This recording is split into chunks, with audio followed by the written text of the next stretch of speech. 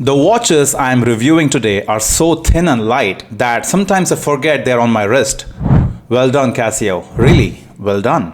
I don't know about you guys, but I'm one of those people who prefer both big bulky watches and thin sleek looking watches. The A700 is super thin, but I still feel that this could have been priced a little lower considering the only major difference between this and the A168 is the case thickness. Namaste everybody. Today I'm reviewing two variants of Casio A700 after 3 months of owning them. The A700 WG9A and the A700 WEMS 1BEF. Let's dive right in. When you see the watch from the front and compare it with the A168, you notice two things.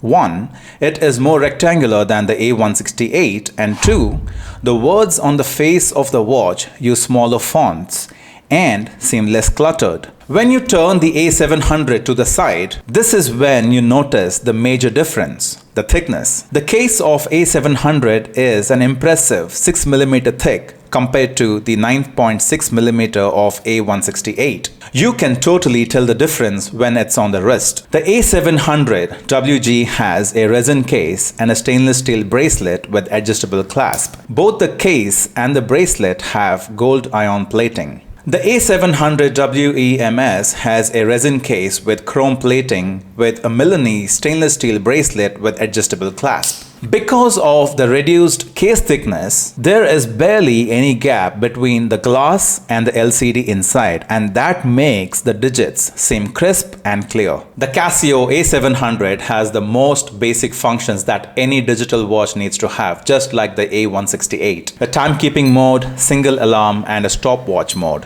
The A700 has a LED backlight. We will talk more about this later when we talk about the pros and cons. Let's look at the pros of the A700 WG. It is thin and looks sleek and disappears on your wrist. Because there's barely any gap between the LCD and the glass, the digits look super crisp. There is only one LED light on the left. It lights up the whole screen as though it has the electroluminescence. The digits are taller and easier on the eyes. The LCD has a gold tint in keeping with the color theme of the watch, which is gold. This makes it stand out from other watches that have regular LCDs. Let's look at some of the cons of A700 WG. Except for the case being thin that effectively reduces the gap between the LCD display and the glass, which also makes the digits seem crisp, there are no other standout features in this watch. This is why I feel this watch is priced way too high at 5,295 rupees or $60. The module on this watch is not ideal for people who use the stopwatch mode regularly because the stopwatch reset button is the same as the light button that could reduce the battery life. Let's take a look at the pros of A700 WEMS. The positives are the same as the gold variant because it is the same watch.